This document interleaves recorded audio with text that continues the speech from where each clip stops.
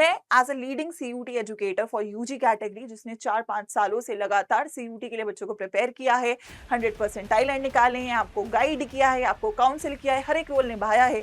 मेरी ये जिम्मेदारी बनती है कि आपको इस स्कैम से जो इस वक्त सीयूटी में चल रहा है उससे आपको मैं जरूर आगाह करूं। तो यार आपकी बच्चों रिस्पॉन्सिबिलिटी बिल्कुल बनती है कि आप इस वीडियो को उन सभी बच्चों तक जरूर शेयर करो जो आपकी तरह सीयूटी का एग्जाम दे रहे हो और जो इस वक्त अनअवेयर हैं कि उनके आसपास चल क्या रहा है। क्योंकि जब आप लोग YouTube पे एंटर करते हो तो यहाँ पे अनगिनत वीडियोस होती हैं। तो बच्चों सीयूटी के पेपर में गिनती के 30 दिन लगभग बाकी हैं और ये वीडियो आप लोगों के लिए इस वक्त देखना बहुत जरूरी है अगर आप सीयूटी का पेपर अगले 30-35 दिन में देने वाले हैं। मैं as a leading CUET educator for UG category जिसने 4-5 सालों से लगातार सीयूटी के लिए बच्चों को प्रिपेयर किया है, 100 परसेंटाइल निकाले हैं, आपको गाइड किया है, आपको काउंसिल किया है, हर एक रोल निभाया है। मेरी ये जिम्मेदारी बनती है कि आपको इस स्कैम से जो इस वक्त सीयूटी में चल रहा है उससे आपको मैं जरूर आगाह करूं। तो यार आपकी बच्चों रिस्पॉन्सिबिलिटी बिल्कुल बनती है कि आप इस वीडियो को उन सभी बच्चों तक जरूर शेयर करो जो आपकी तरह सीयूटी का एग्जाम दे रहे हो और जो इस वक्त अनअवेयर हैं कि उनके आसपास चल क्या रहा है। क्योंकि जब आप लोग YouTube पे एंटर करते हो तो यहाँ पे अनगिनत वीडियोस होती हैं।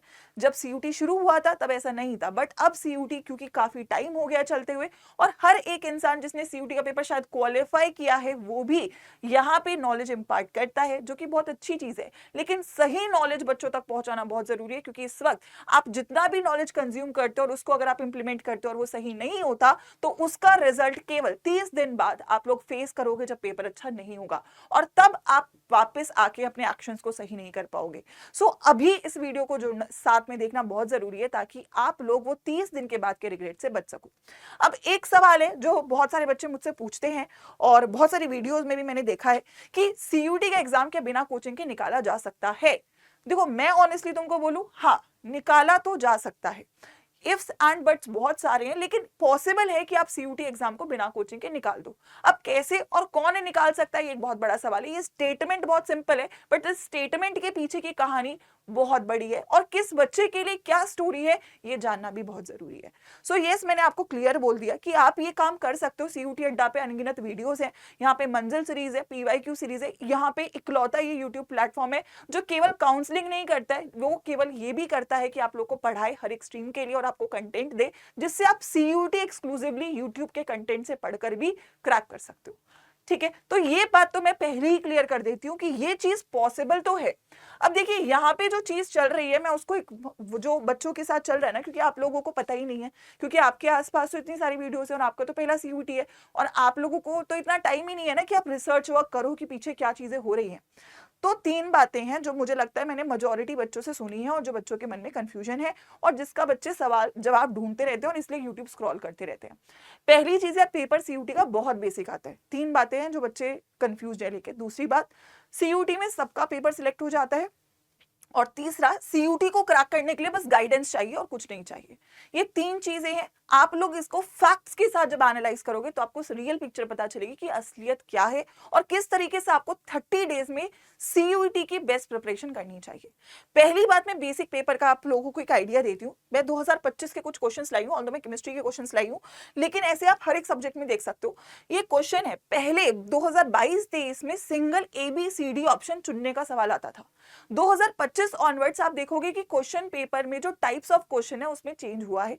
यहाँ पे मल्टीपल सिलेक्ट क्वेश्चंस पूछ रहा है। अगर आपने 4 स्टेटमेंट्स पढ़ी हैं तो आपको केवल एक स्टेटमेंट नहीं चुननी है, आपको मल्टीपल स्टेटमेंट चुननी है और ये वही बच्चा कर सकता है जिसने पूरा पढ़ रखा है, जिसने क्वेश्चन प्रैक्टिस भी करा हुआ है और केवल एक सिंगल डेफिनेशन के बेसिस पे आप क्वेश्चंस को नहीं निकाल पा रहे। ये 2025 के कुछ पेपर है जो मेरे सामने है जिसमें आप देख रहे हो कि टाइप्स ऑफ क्वेश्चन आपके बदलते चले जा रहे हैं, जिसमें पहले सिंगल सिलेक्ट होता था, मल्टीपल सिलेक्ट भी पूछे जाने लगा है। अब यहाँ पे आप लोगों को कॉन्सेप्चुअल क्वेश्चन और जो हम बोलते हैं कि आपके मेन क्वेश्चन जिनमें क्वेश्चन प्रैक्टिस की एम्फेसिस ज्यादा है, वैसे क्वेश्चन 2025 में पूछे गए। तो यार पेपर डेफिनेटली बेसिक नहीं है, पेपर बहुत टफ भी नहीं है, बट पेपर मॉडरेट है। ये 2025 का पेपर है और 2026 में आप एक्सपेक्ट ये जरूर कर सकते हो कि जिस लेवल का बोर्ड का पेपर है उससे या उससे थोड़ा ऊपर का लेवल तो रहेगा सीयूटी का। अब आपको पता है, किसी और को आपको बताने की बच्चों जरूरत नहीं है कि बोर्ड्स का पेपर आपका कैसा गया, चाहे आप किसी भी सब्जेक्ट से हो, किसी भी स्ट्रीम से हो। बोर्ड्स का पेपर जो रहा है, बोर्ड्स में जो हमारा प्रिपरेशन रहा है उसको थोड़ा सा ऊपर करना पड़ेगा सीयूटी को लेकर। बोर्ड्स में पीवाईक्यूज फिर भी बहुत सारे हैं, सीयूटी में इतने पीवाईक्यूज आपके पास नहीं नहीं है और बिना PYQs के आपको अंदाजा नहीं लगता कि किस तरीके का पेपर पूछा जाएगा। तो पेपर का लेवल मैं क्लियर कर देती हूँ कि केवल बोर्ड्स के रटे हुए सवालों से आप CUET के टॉप स्कोर्स नहीं ला पाओगे। CUET के टॉप स्कोर्स लाने के लिए आप लोगों को अपने कंसेप्ट को बहुत ज्यादा पकड़ना पड़ेगा, बहुत ज्यादा रिविजन करना पड़ेगा और सबसे बड़ी बात बहुत सारे सवाल लगाने पड़ेंगे। अगर मैं ये कर लेता हूं तो मेरे लिए CUET का पेपर बहुत ईजी है। तो ईजी और tough is a relative approach. जिस बच्चे की तैयारी बहुत अच्छी है उसके लिए पेपर अच्छा है, लेकिन जिस बच्चे की तैयारी अच्छी नहीं है बेटा, तो उसको चाहे आप कितना ही भ्रमित करो कि पेपर बहुत आसान है, और जब वो पेपर में बैठे और उसका पेपर अच्छा ना आ जाए तो वो आके किसको ब्लेम करे कि मेरे को तो कहा गया था पेपर आसान है, मैंने तो तैयारी ही नहीं करी। तो ये एक बहुत बड़ा कॉन्सिक्वेंस है जो बच्चा फेस करेगा अगर वो केवल इस बात के पीछे चले कि पेपर बहुत आसान है। आपको प्रैक्टिस करना जरूरी है, आपको कंसेप्ट बिल्ड करना बहुत जरूरी है अगर आप पेपर में टॉप रैंक्स और अच्छा कॉलेज लेकर आना चाहते हो। एक दूसरी बहुत बड़ी मिथ है कि यार पेपर में सबका सिलेक्शन हो जाता है, CUET सबका हो जाता है, ऊपर ऊपर से कर लेते हैं। यार देखो, अगेन ये बोर्ड का पेपर तो नहीं है, बोर्ड में 99% बहुत सारे बच्चों के आ सकते हैं, बहुत अच्छी बात है, सबको सेलिब्रेट किया जाता है। लेकिन अगर मैं CUET की बात करूं तो आपको क्लियरली पता है कि सीटें जो अच्छी हैं वो 50,000 हैं। बहुत सारी सीटें हैं, ऑल्दो आपके यहाँ पे 100 से ज्यादा यूनिवर्सिटीज हैं और लगभग 2 लाख सीटें हैं टोटल। लेकिन जिन बच्चों को सीटों में पहुंचना है, अब मैं आपको बोलूं कि आपको एक ऑफ कैंपस का कॉलेज में दिलवा दूं और 4 साल आपको वहां पे ग्रेजुएशन करना, आप करना चाहोगे? नहीं। जो सीट आप चाहते ही नहीं हो वो आपका टारगेट है नहीं।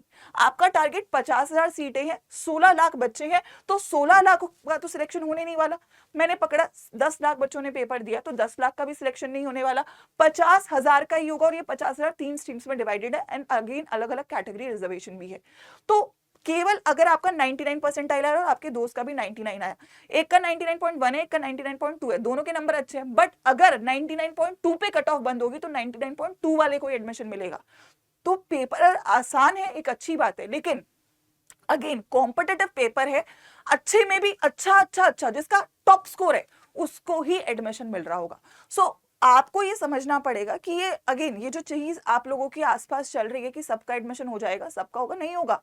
और ये आपको तब रियलाइज होगा जब पेपर हो चुका होगा, रिजल्ट आपके सामने होगा और कुछ बच्चे होंगे जिनका बहुत अच्छा स्कोर होगा, आपका स्कोर अच्छा होगा। 95 percentile is a good percentile, but उसमें अगर आपको अच्छा कॉलेज नहीं मिल रहा तो उस परसेंटाइल का आपको कोई मैटर नहीं कर रहा होगा। उस वक्त आप बोलोगे कि काश मेरी 99 परसेंटाइल आती ताकि मुझे पहली लिस्ट में मेरे पसंद का कॉलेज मिल जाता। तो you need to be very much clear, क्योंकि अभी 30 डेज आपके हाथ में है कि आपका गोल केवल अच्छे नंबर लाना नहीं है, आपका गोल टॉप स्कोर लाना है। एंड हर बच्चा कर सकता है, ये मैं बोलती हूँ। अगर आप एक एवरेज बच्चे भी हो तो भी आप CUET निकाल सकते हो अगर आप अगले 30 डेज सही सिलेबस को सही इंटेंट के साथ, सही क्वेश्चंस के साथ इन्वॉल्व करके पढ़ लो। और ये मैं इसीलिए वीडियो भी बना रही हूँ क्योंकि समय अभी बच्चों तुम्हारे हाथ में है। अब आखिरी बात जो बहुत ज्यादा बोला जाता है कि यार CUET के पेपर में ना कुछ पढ़ने की जरूरत नहीं है, बस गाइडेंस कर लो। Guidance is a very important factor for CUET का क्लियरिफिकेशन या CUET को क्रैक करने के लिए बहुत इंपॉर्टेंट है। बट गाइडेंस से केवल हो जाएगा क्या? पढ़ना जरूरी नहीं है क्या? सही पढ़ाना जरूरी नहीं है? It's very much important guidance हो, but guidance is an additional factor over the content that you are studying. आपको सही चीज पढ़नी बहुत जरूरी है। केवल अगर मैं बोलूं गाइडेंस आप किससे ले रहे हो, you have to be very much sure. क्या एक ऐसे इंसान से आप गाइडेंस ले रहे हो जिसने इसी साल CUET क्लियर करा है, या आप एक ऐसे इंसान से गाइडेंस ले रहे हो जिसने 4 साल 5 साल बच्चों को हर साल हर एक डायनामिक्स ऑफ CUET में क्वालिफाई करवाया है, उनको कॉलेजेस पहुंचाया है, उनका फॉर्म अगर लास्ट मोमेंट पे रिजेक्ट हुआ है वहां से उनको कैसे कम बैक करना है वो सिखाया है। यू नीड टू अंडरस्टैंड कि आप किस चीज के ऊपर कितना भरोसा कर रहे हो, क्योंकि आप लोग बेटा बहुत नादान हो। एंड आई वुड से कि अगर मैं भी एक स्टूडेंट होती तो मैं भी किसी की बात सुन सकती थी जो मुझे कन्विंसिंग लगता।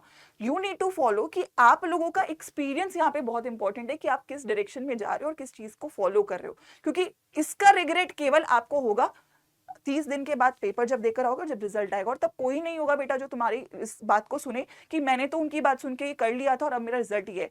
Nobody is going to make sure कि यहाँ से आपको फिर कम बैक कैसे करवाया जाए। So right now is the time to take the wise call. और आप ये जो चीजें आपके आसपास हैं उसमें आप एक वाइज डिसीजन लो कि क्या सही है और क्या गलत है। राइट अब देखो सबका कैसे हो सकता है, मैं बोलूं क्या केवल गाइडेंस जरूरी है? नहीं भाई, गाइडेंस के साथ पढ़ना जरूरी है। आपको NCERT डेप्थ में कवर करनी है कम से कम 3 डोमेन्स के लिए, है ना। जिन बच्चों ने बोर्ड्स में कर रखा है उनको उसको स्ट्रॉन्ग करना है, जिन्होंने नहीं पढ़ा उन्हें 3 डोमेन्स पढ़ना पड़ेगा, 3 बार रिवाइज भी करना है, कम से कम 100+ क्वेश्चन पर चैप्टर के पर सब्जेक्ट के लगाने और कम से कम 10 मॉक्स करने 30 दिन में।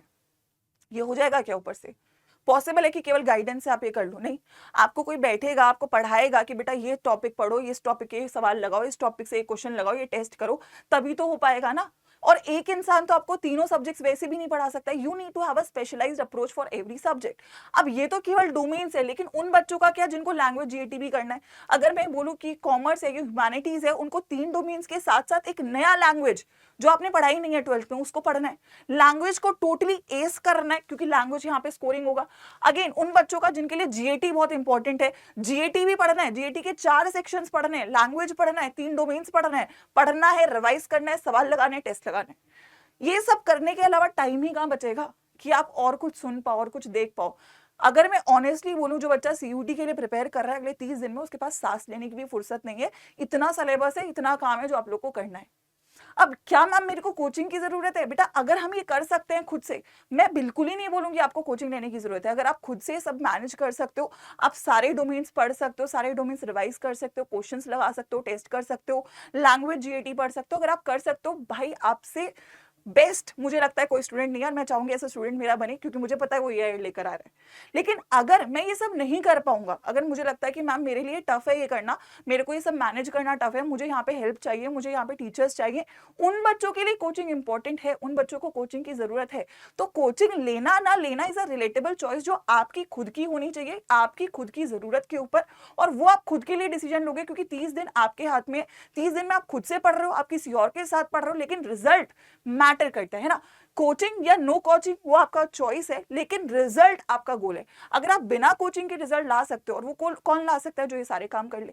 अगर आप ऐसे बच्चों, आप बोर्ड्स में 95% ला रहे हो, आपको टॉपिक्स क्लियर है, आपको फिर केवल प्रैक्टिस करना है। लेकिन अगर आपके बोर्ड्स अच्छे नहीं हुए, आपने बोर्ड्स में बहुत स्ट्रगल किया है, आप ड्रॉप ले रहे हो, उस केस में क्या आप लोगों को हेल्प की जरूरत है? शायद हाँ। और अगर हेल्प की जरूरत है तो क्या मुझे कोचिंग लेनी चाहिए? बिल्कुल। तो कोचिंग लेना ना लेना आपका चॉइस है, लेकिन रिजल्ट लाना आपके बिल्कुल प्राइम गोल इस वक्त होना चाहिए। और मैं यही बोलूंगी बेटा कि इस वीडियो का मकसद ये है कि आप लोग ये समझो कि 30 दिन में आपको इधर उधर की बातों में ना फंस के केवल पढ़ाई पे फोकस करना है। 30 दिन में जो मैंने आपको टू डू लिस्ट बोली ये फॉलो करनी है। जिन बच्चों ने कर लिया वो रिजल्ट लेकर आएंगे। और अगर आप किसी भी दूसरी डायरेक्शन में फंस जाते हो तो फिर केवल ये 30 दिन के बाद रिग्रेट होगा कि काश यार मैं 30 दिन पढ़ लेता। किसी भी चीजों में इंडल्ज होने की इस वक्त जरूरत नहीं है, केवल पढ़ने की जरूरत है। अगर आप मुझसे अग्री करते हो, इफ यू थिंक जो मैंने आपको बोला ये आपके लिए इस वक्त सबसे ज्यादा जरूरी है, तो मुझे कमेंट सेक्शन में जरूर लिख के जाना कि yes ma'am we agree and we are going to focus right रखना बहुत जरूरी है, और हम 30 डेज में क्रैक करेंगे। चाहे अब आप लोग किस भी डायरेक्शन में कर रहे हो, ये आपका टोटल चॉइस है। हाँ, अगर आप कोचिंग की तरफ जाना चाहते हो तो उसमें भी कोई बुराई नहीं है। और अगर आप कोचिंग की तरफ जाना चाहते हो तो मैं हमेशा बोलूंगी प्रतिज्ञा batch is the best batch. पूरे यूट्यूब पे मैं बोल रही हूँ, पूरे ऑनलाइन में मैं बोल रही हूँ, पूरे ऑफलाइन में मैं बोल रही हूँ। अगर आप कोचिंग की तरफ जाना चाहते हो तो केवल प्रतिज्ञा बैच से ही पढ़ाई करना, क्योंकि यहाँ पे मैं पढ़ा रही हूँ और मैं बहुत श्योर हूँ जो मैं पढ़ाती हूँ और जो हम सब पढ़ाते हैं पेपर में आता है, क्योंकि हमने 5 सालों में किया है। तो अगर आप खुद से पढ़ रहे हो, मेक श्योर कि वो डिसीजन एकदम सही हो और उसके आप सही कंटेंट को फॉलो करो। लेकिन अगर आप कोचिंग के साथ पढ़ना चाहते हो तो प्रतिज्ञा बैच से जरूर पढ़ाई करो, क्योंकि प्रतिज्ञा बैच में 30 डेज में ये जो बातें मैंने बोली है ना, हम केवल कहते नहीं है, we are going to deliver it and we are going to make sure हर स्ट्रीम के लिए बेस्ट रिजल्ट हम यहाँ पे डिलीवर करें। बैच 28 मार्च से स्टार्ट हो रहा है, यानी कि अब शुरू होने वाला है। अगर आपने ज्वाइन नहीं करा है तो प्लीज टाइम से ज्वाइन करिएगा, बैकलॉग्स नहीं होने चाहिए, क्योंकि 30 दिन में बेटा बैकलॉग करने का टाइम नहीं होगा। 30 दिन में आपको सांस लेने की फुर्सत नहीं मिलने वाली, इतनी पढ़ाई होने की जरूरत है। ठीक है, तो मेक श्योर करिएगा आप बैच ज्वाइन करें। बैच ज्वाइन करने का डिस्काउंट कोड आपके सामने है, Y513 है, ये हर स्ट्रीम के लिए है और इस पे आपको मैक्सिमम डिस्काउंट मिल रहा होगा। लेकिन शुरुआत आपको अब यहाँ पे करनी होगी। जो भी आपका डिसीजन है वो मुझे कमेंट्स में जरूर डाल के जाइएगा कि क्या ये जो वीडियो है ये आपके लिए हेल्पफुल थी, क्या जो मैंने आपको बोला वो रिलेटेबल था। क्योंकि आई थिंक बेटा मेरा रिस्पॉन्सिबिलिटी यहाँ पे इकलौता ये है, मैंने बोर्ड्स में भी ये करा है कि यार आप मिसगाइड मत हो, क्योंकि 30 दिन आपसे किसी ने अगर छीन लिए तो ये 30 दिन नहीं आएंगे और फिर आपके साथ केवल रिग्रेट रहेगा, और रिग्रेट बिल्कुल भी नहीं रहना चाहिए। अगर किसी को बैच ज्वाइन करना है तो उसका लिंक मैं डिस्क्रिप्शन में और पिन कमेंट्स में भी डलवा दूंगी। लेकिन प्लीज 30 दिन बेटा पढ़ाई करो और बाकी सभी चीजों से दूर हटो। All the best. वीडियो को शेयर कर देना, क्योंकि मैं नहीं चाहती कोई भी बच्चा ये 30 दिन वेस्ट करे। केवल पढ़ाई करो, यही गोल मेरा है, यही गोल इस टीम का है और यही गोल तुम्हारा होना चाहिए। ऑल द बेस्ट बच्चों फॉर CUET 2026।